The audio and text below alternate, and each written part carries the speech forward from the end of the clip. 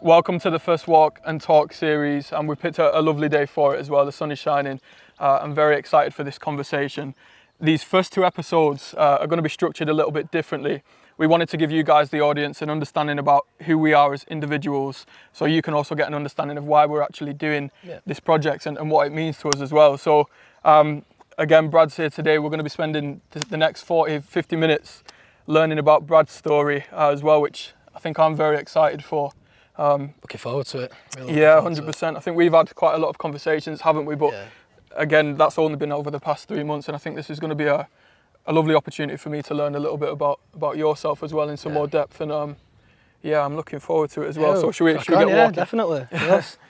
100%. So I think for me, obviously I know, like I said, a lot about your story and what you've been through, which I know obviously we'll get on, but I suppose the areas of your life which I don't know about is kind of what life was like for you when you were younger and when you were growing up, and what was like family like, really. Yeah, growing up. So I mean, it's one of them. I was, come from a family, like mum and dad, brother, like complete nuclear family. Everything was kind of amazing for me, like growing up. Really, couldn't really complain. Really studious. Just like really getting into my education, rugby, all through, kind of like my mum and dad. Really, like complete role models. And I wouldn't change anything through my childhood. From, like, to where I am now. Yeah. Indeed, you grew up in Rochdale. I'm from Rochdale as well. It was funny when we met and where our paths crossed as well. But talk to me a little bit about kind of life then for you as you were growing up, because obviously, like you said, things were wonderful at the start. Yeah. You was into your rugby. Obviously, from an educational point of view, it sounds like it was going well. And talk to me a little bit about those years, really. Yeah, so I mean, like in the context of like my dad, then, like with rugby, that's like, I mean, he was my father figure. He was also my coach and my mate as well. So like rugby and my dad featured like so heavily in my life, and that was like what we bonded through most. So it was a case of like me coming home from school, but I coming home from work, and it was like tea on the table type thing, and we'll be straight out and we'll go in training, and the same on a Saturday, I'll be watching him play. Do you know what? He'll be coaching me, and that's it. It was just so busy with school and rugby, and that was just my life. Obviously, I can imagine you were extremely close, because I think it's nice to have. Obviously, he's your father as well, but he's also got that coaching aspect where you're learning from him in that respect as well. So what was kind of your relationship like with your dad? Again, just so close. I think one of the things was like he gave a lot of time for everyone else and stuff. So maybe like, we had a lot of conversations about how I was doing at school, how I was doing kind of growing up and stuff like that. And he got that, he understood me, so I could kind of confide quite a lot in him, which was nice, because he was just that person that just loved to listen and loved to give time and offer that service, like we were talking about off camera before. Like what we're trying to do now, like that is exactly that was his passion, and I think that's probably why I want to carry on doing what I'm doing now, to kind of follow in his footsteps type thing. I was going to say of some of those, it seems like some of those characteristics you've mentioned, being a leader, obviously helping others, that's everything that from an outsider's view, being myself as a friend, when I look at you, obviously those are the attributes that you're showing as well. And I think obviously the work that you're doing is amazing, and you are a leader for men's mental health and for a lot of your friends as well, as I've heard. Talk to me about kind of where things took, the turn, or when, with the event with your dad, really. Yeah, so I mean, I was at university. I was in first year up at Durham, so I was living away, obviously, and I wasn't seeing my mum and dad as much as what I would do when I was at college, back in Rochdale. So I didn't really see much of like the last 6 months of my dad. So it was a kind of a strange one to go into. I kind of realised that everything was wrong when I came home from like the first year of uni. I went on holiday with my girlfriend at the time, and literally come back, and it was I can't really explain, to be honest, like the difference in person he was from when I last seen him to when I came back off holiday. He was just so different. I remember seeing him when I came back, and I seen him. How would you describe the differences, really? It's so strange, because I remember seeing him in his bedroom and stuff, and just the emotion just wasn't there. Nothing was there, and he just broke down to me and started crying, said I'm struggling. And that's then that moment was the time when I realised that, you know, no matter like what you've got going on in your life, you know, no matter what kind of family you've got, or you know how successful you are, what you've got going on the outside, it doesn't mean anything if you're not feeling right inside.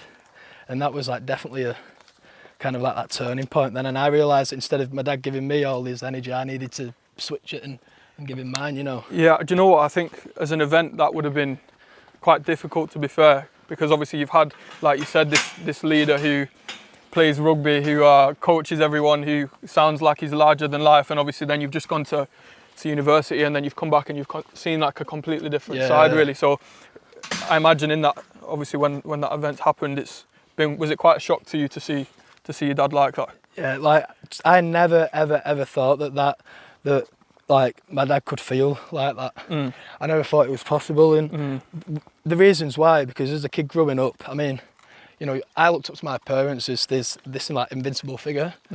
So like whatever they get put in their way, they can deal with it, and they can deal with it on their own. And then second to that, you know, my dad on the rugby pitch was someone that, you know, he'd get knocked down and physical knocks, and he'll get back up and he'll carry on playing.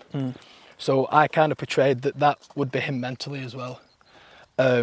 You know, and it's that strong mindset that rugby players show that they have, which is, you know, it's good on a rugby field, but people take it home with them as well. And they feel like, you know, if they get hurt mentally or physically, then they just kind of brush it under the carpet and they just carry on. So for me, seeing my dad do that on the rugby pitch, and then my perception of him just as a parent anyway, just made me not ask them questions that hopefully people are asking now, saying, are you okay, Dad? Are you okay, Mum? You know, how was your day at work? Things that you took for granted, you know. He just went out to work and came back and he had a great day. I didn't need to ask questions. Yeah, I suppose that was similar to mine in the sense of, obviously I was a bit younger, so I didn't actually see times where my dad was low, for example. I wasn't really around it. I saw some of the behaviours, like the drinking and stuff, but again, I was really quite young when these things were going on, but they go under the radar, and you just think, when you see your parents, again, they hold everything together, they're glued at work, they provide at those age, they're feeding you, and I think their own struggles they do tend to hide, especially from the children as well. But yeah, when obviously that had happened, then talk me a little bit through kind of what happened next, really.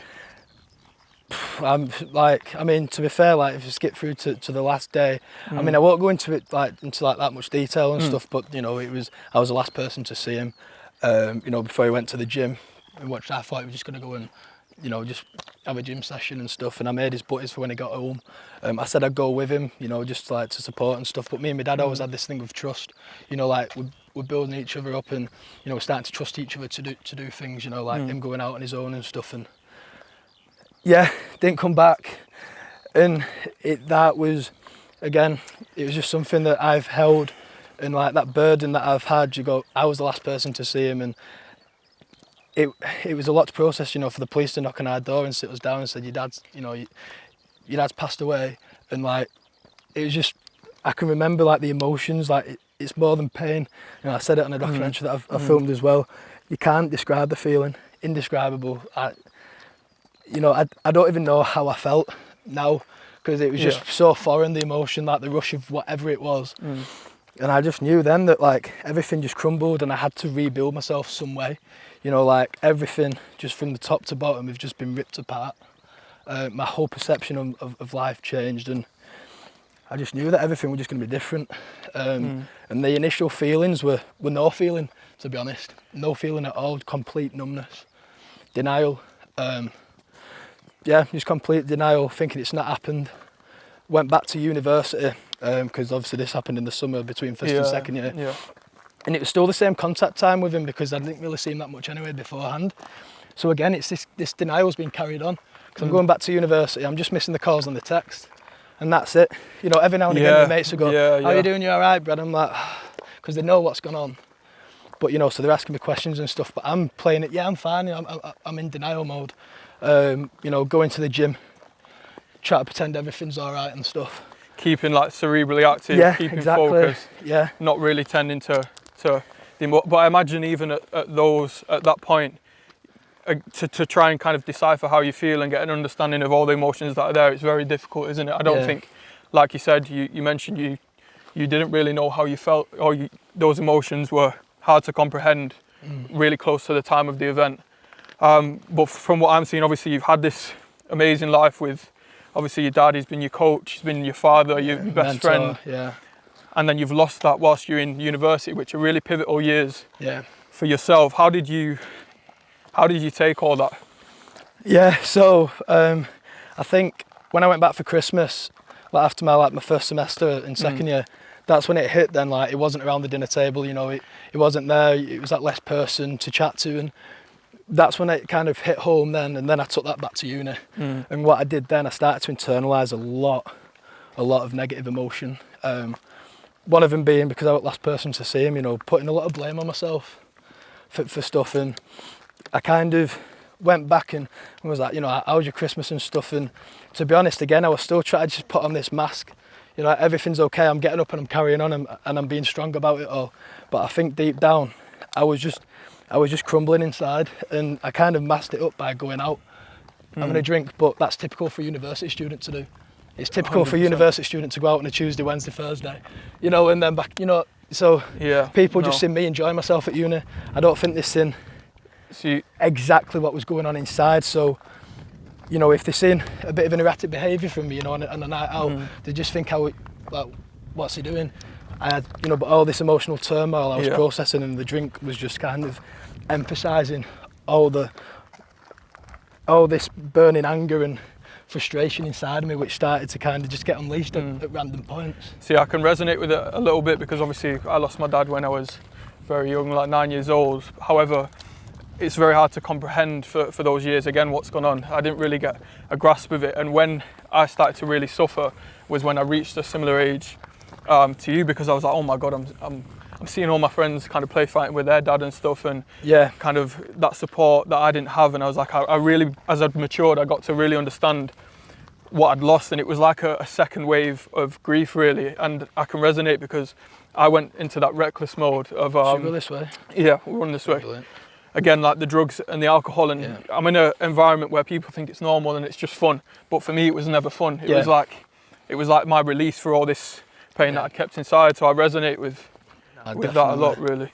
And you know, it was that thing as well, like I hung on to the gym as my safe haven. I could get all my anger out, and I used to be honest, like I used to like skip, like you know, like I was saying before at the start of the episode, I was so studious. I was very switched on in terms of like wanting a good education, but all of a sudden that started to switch. I wasn't bothered. I wasn't turning up to lectures that much. You know, I wasn't really that bothered about anything. You know, I started going to the gym instead, because that was my place of, again, that safe haven where I could go and I look better. But you know, that was just a bit of a temporary mask, like a temporary plaster. But my emotional state was the complete opposite. Yeah, they couldn't have been further apart. And there's obviously, like when you go into the gym, you've got that release of anger, aggression. I can imagine for you, there's a next level to that, because you used to train with your dad as well, I imagine. So yeah, completely. It's like a way of feeling. Was it like a way of feeling close to your dad almost as well? It was. So like, I mean, after that as well, like the gym at university, but then the gym at home. I used to train with him there at the gym at home, and to be honest, you know, I was going back there and I was seeing kids training with their dads and stuff, thinking that's what I've not got. Now, this is what I've got to start facing, and that was so like hard for me to take. And like I kind of turned it. I say turned it around. I think my low points were when I was actually going home from these nights out, and I was actually kind of. It's hard for me to say, to be honest. You know, like, 'cause I was feeling that emotionally like down and low. That I was actually, you know. Active, you know, between like the months of like January 2017 and March, you know, kind of self-harming, for God's sake. Like, I don't, why would I want to do that? But my head was such in like a dark place. That was the only bit of feeling I was getting, you know, because again, I was still numb, I was still so confused, and I didn't know how to feel. I think there's a mix there, isn't it? Because like the self-harm, and that can come in different forms. Obviously, like there's the heavy drinking, but then there's the actual kind of the bodily self-harm as well.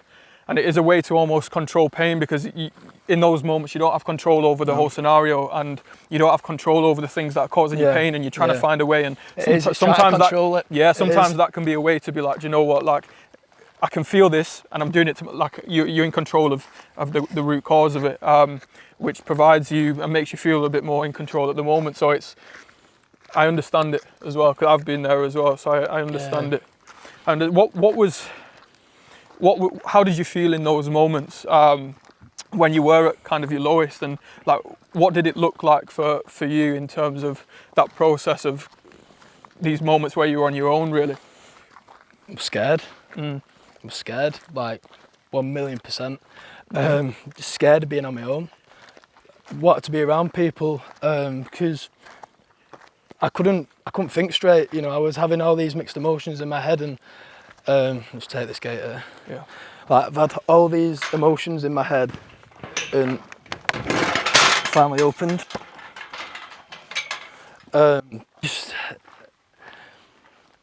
I think I just wanted support from people. Like, I was becoming dependent on people, being around people as me feeling good. Again, it's all good short term, but long term, you can't keep seeking happiness and validation from other people then to make yourself feel better. It's got to come internally. But I mean, through that, I kind of found a bit of that validation eventually, like around the start of 2019, when, you know, it's my last year of university. I've dealt with a bit of stuff, but I was still having this negative self-talk that I've kind of carried over. And you're still in university at this Still point? at university, yeah. I'm in my last year now. And, you know, I used to just sit in my room and just kind of say to myself, like, you know, I hate myself, type stuff. My life was good. You know, my life was good at the time. You know, just, I was doing well academically. I picked myself up from these bad times, but I still wasn't satisfied, and I was still internalising a lot of emotion. And I spoke to my mum and I said, listen, I'm going to have to kind of get another counsellor again, because I need to really delve deep into why I'm feeling like this. Yeah. And so I spoke to the counsellor. It was like on a Tuesday at 10 a.m. And she said, you know, I know your story, but why have you come now at this time? And to be honest, I literally just sat down and I just burst out crying for the full hour in hysterics. Like, I said, I hate myself and I don't know why. She's like, it's okay, you know, we'll get to the bottom of it.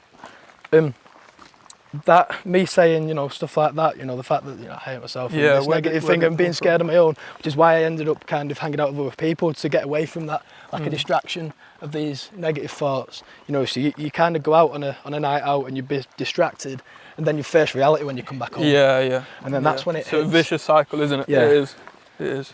But now, go on, Karen. I was going to ask, so obviously you had those moments where obviously you broke down and you're kind of feeling like you hate yourself. Where did that come from, do you think? Where can you kind of put that down to? So I think there's a few things, and that's what I got from counselling. Like, I always put pressure on myself as a kid, in whatever it was, if it was, you know, academically, if it was at rugby, if it was me in the gym.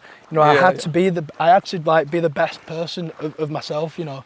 If I was in the gym, I had to look as good as I could. If I was, you know, studying for exams, I had to do the best I could.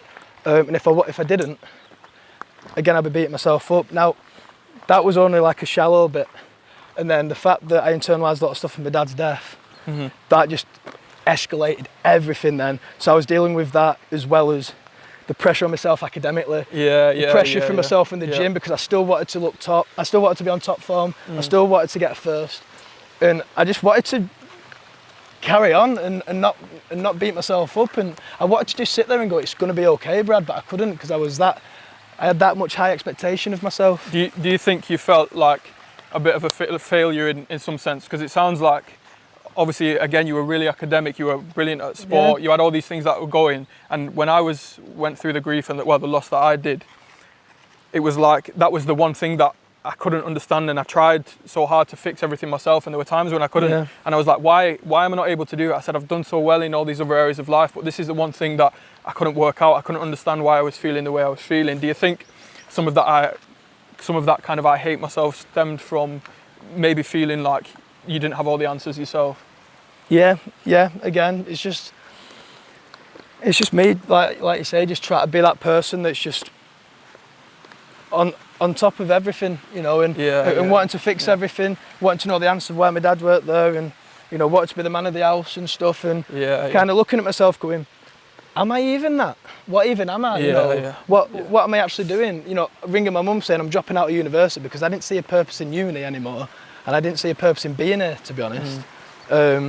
and that was kind of all just driven, just from that pressure again. That, you know, like feeling responsible for being the last person that's in him and stuff. So a lot of guilt. A lot of guilt, which has been overcome now just only through talking and stuff and being true and honest with myself.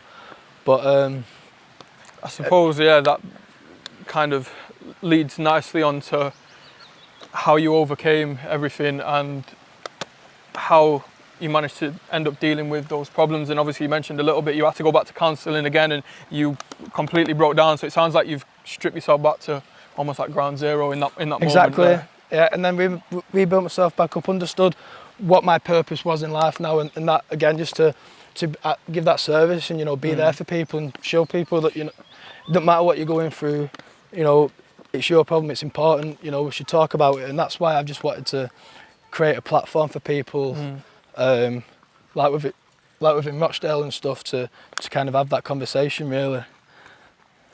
Yeah, talk a little bit about that, because obviously you've come out, you've had your trauma, and again you've been back to counselling for the second time now, and you've started to have conversation.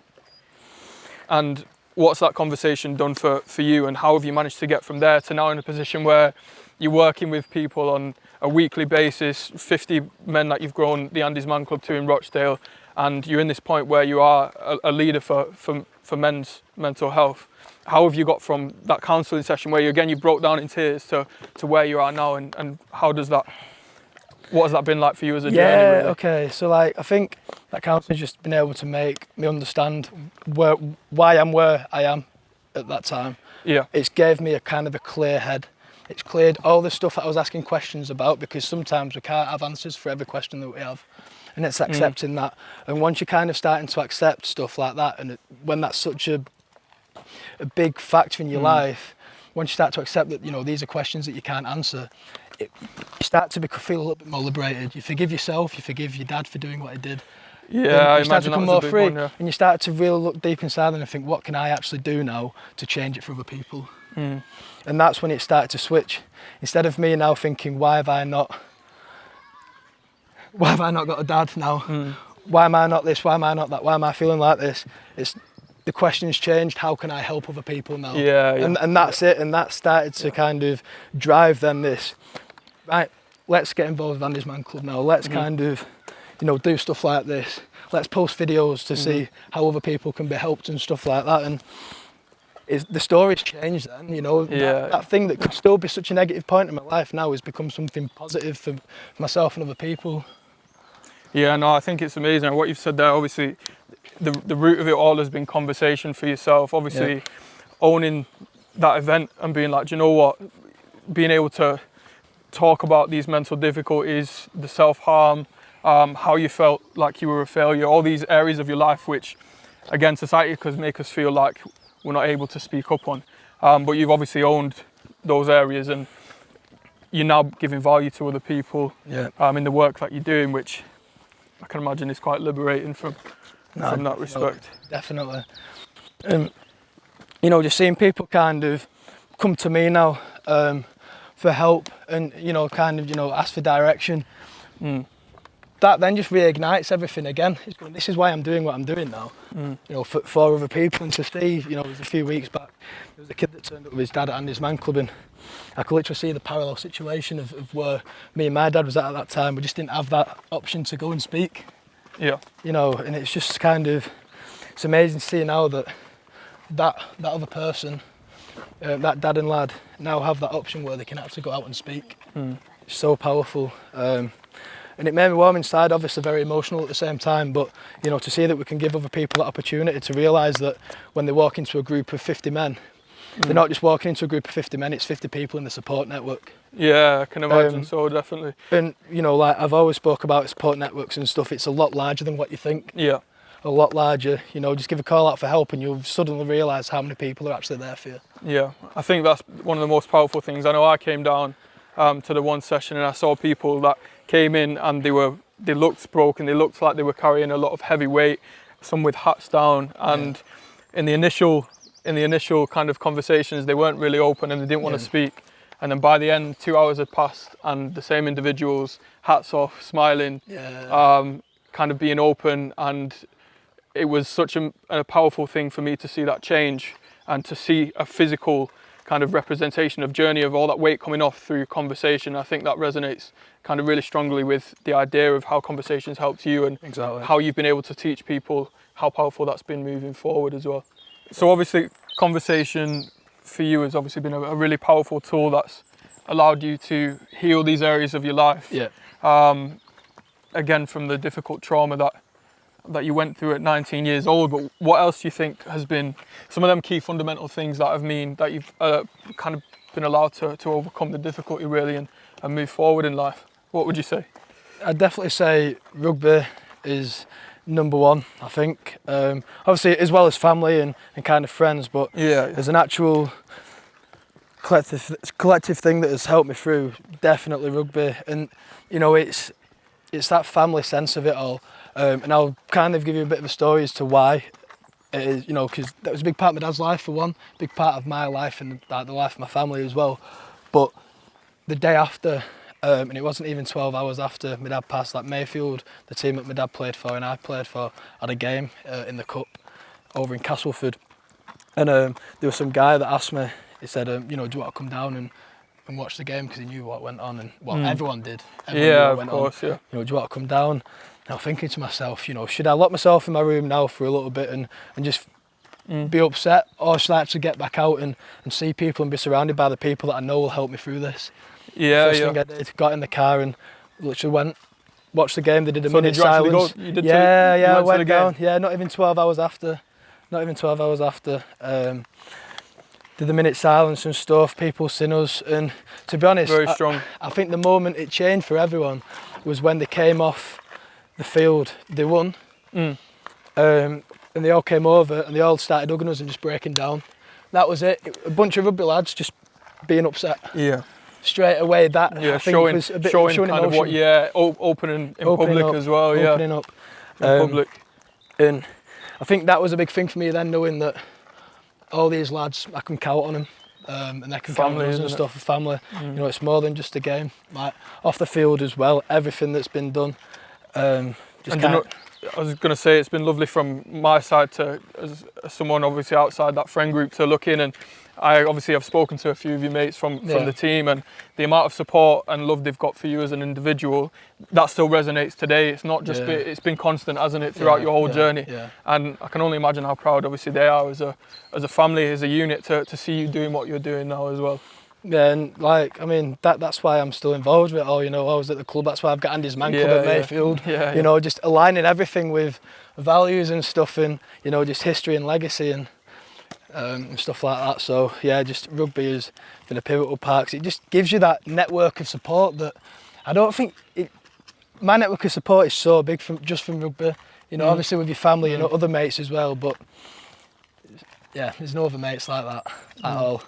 No other so mates. Obviously we've had conversation, the rugby and that family kind of bonding, that family unit, and that support network that obviously was instant from the event happening. Is there anything else that for you, do you think, really helps kind of support you in your process of healing? I think now, like, just by being more self-aware, just from obviously talking to counsellors and my mates and just being so open, I've like identified about 3 to 4 kind of anchors in my life now. So no matter how bad my life is, I've always got stuff that I can control. My circle of influence, you know, regardless of what's going on outside of me, I've got control over these 4 things. It's music, right? It's, again, going to the gym, because you can't put a finger on it. It's just so good. And diet is another one. Again, you can control it. And reading, self-help books. Because they're 4 things that I can do myself. I don't need anyone else for that. You've got your circle of support, you've got your friends that you can talk to, but you're going to have time on your own, and you're going to have time when you need to pick yourself up. And them 4 things are things that I can do to pick myself up, no matter what else is going on in my life. 100%, and I think that's come over time. Over 4 years, that's nothing I've learned overnight. That's something that I've only just started to learn, and I only added books to my list about 2 weeks ago. Like, I didn't realise how good books were. You know, it was just kind of music, diet, and gym. That was it. Now it's reading. Instead of picking up my phone, looking through social media, it's what can I learn about myself. I think everyone's is different as well. Like with mine, I would say obviously they differ slightly, but I know I've got these areas of my life which I can turn to if I am struggling, if I'm having a bad few weeks, which I still get them now. I've had just recently quite a bad month mentally, trying to kind of battle with some difficulties and trying to manage my emotions, but I've turned to the things that I know are going to support my well-being throughout. Exactly. And then lo and behold, a few weeks later, I'm now out, and I think it is knowing what those are, but you have to be aware of them in yourself, don't you? And you have to know what works for you, and you have to also give yourself that time and that space, and really turn to those things when you need them as well. But albeit as well, I know people watching this will be like, I've not found mine yet, and that's okay, because for 3 years of my life, I didn't have a clue what mine were. I thought we were going out with my mates, having a drink, which is all good, but it's not something that's always that positive again, because if you drink on a negative mind, it exacerbates the situation. But I never knew that. I had to learn that from actually going home on a negative mind and seeing just how bad it can be, for me to realise that actually, Brad, that's not a good thing to do. If you're feeling good and you're celebrating stuff, go out. I think it's the undertone, isn't it? If you're going out because you want to forget, if you're going out because something bad has happened, that's straight away a trigger then saying, don't do it. Exactly that. And again, you'll have those, I used to get those moments where I could feel whether it was the wrong decision or not, but sometimes you can be in kind of that mode where it's kind of almost like toxic behaviour, or that it's something that isn't going to be great for your well-being, but sometimes you'll engage in the activity anyway. Almost like a self-damaging thing in a sense. Exactly. And it's a way to what's release. The point? I might as well go out and exactly. And I might as well go and ruin my bank account and wake up and feel anxious tomorrow. Yeah, exactly. And some of it's like putting yourself back in that mode of chaos and feeling like being in a space that you've felt for so long, and that transition into a space of kind of positivity can also be quite difficult to get used to as well. Yeah, I think. definitely. But let's talk about that. So obviously, again, you've used these power of conversation, the support from your friends, and these 4 pillars of your well-being to get yourself out of what was an extremely difficult and life-changing event. But you haven't stopped there, obviously, now, and you're doing amazing things in service and helping other people. Why is that so important to you, do you think? I think just because I've really stripped back everything, and I've just thought, what are my key values in life? And it's like, being compassionate and being understanding and giving everyone a second chance, and if someone's coming to you with a problem, listen, just be like listening here, and not wanting anyone to go through what my dad went through and what other people have gone through, and it's just that thing now, knowing what I know, I can't just sit there in silence and not talk about it. Especially with everything I've kind of read and watched, and then people coming back to me saying how much it's helped them. I can't just turn a blind eye to it. It's part of me. People, although I've got my job, I'd always carry like everything, all my values and stuff through that. So I want to get involved in like the mental health space at work. It's like straight away. Talk about stuff, and for people to realise, I'm not just this person that does this 9-to-5 job at work. There's more to me than that. And that's the key thing as well. And I think the value that comes from that, and you'll have seen it from the way now people engage with you, how much support you get across social media. From that, it's also now something that gives you meaning, that gives you depth, and it's a really big thing for you now, isn't it? Obviously, definitely. You kind of get what you give, don't you? In a sense, and we've got to run away. Yeah, it's really powerful stuff. Cheers. So I suppose then, what do you think kind of life has in store, just to wrap up for you moving forward? Where do you see all of this going, and these amazing projects obviously that you're working on, and the friendship as well? Come on. I feel like we've got big visions. Big visions, and realistic ones as well, because we have got a good platform now. I think this is obviously the first episode of many to come. And I've just got a lot of good vision, and I'm very forward looking about it all, especially with the foundation that's set up in memory of my dad as well, things at Andy's Man Club, and who knows, you're just kind of taking opportunities to just to help people, but a lot of good vision, I think. And it could have completely gone the other way, which is important, I think, to address as well. So I feel like I am in a good position as well, and obviously speaking with you, yeah, something I can only thank you for as well. You know, kind of like doing this course. project together. So 100%. Well, I think for me, the conversation, it's been great to learn a little bit more about you as an individual. Again, how life was for you, what your dad was like, because I've never really seen that part of things as well. And I think there's a lot of synergies, but to get an understanding about how you have dealt with it, how you've got through your difficulty. I've learned a lot about you, and I've also learned a lot about myself, I think, from having the conversation as well. And I'm just very, very pleased and very grateful to be on the journey with yourself. And I think, again, what you're doing and what you have done is amazing, and very proud to be your friend and to have met you at the point that we have done as well. Definitely, it's a pleasure. 100%. It's been a powerful one, 100%. Thank you very 100%. much. Yeah, Thank we'll you. look forward to a Second to a episode. big journey. Yeah, definitely.